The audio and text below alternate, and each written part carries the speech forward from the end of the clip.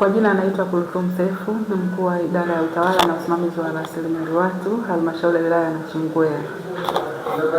Niko hapa kuwakumbusha watumishi wa halmashauri ya wilaya ya Nachingwea juu ya umuhimu wa kuzingatia taratibu katika utumishi wa umma, na niwatakie heri ya mwaka mpya huu, mwaka mpya wa fedha ambao umeanza wa 26/27 ambao umeanza tarehe 1 Julai.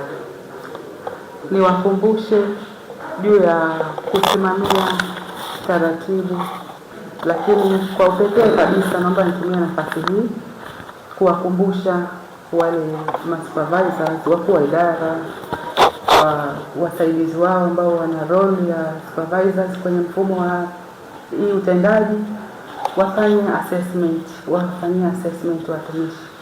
Zoezi hilo limeanza tarehe 1 mwaka tu ulivyoanza, limeanza tarehe 1 na litahitimishwa tarehe 14 mwezi huu wa 7.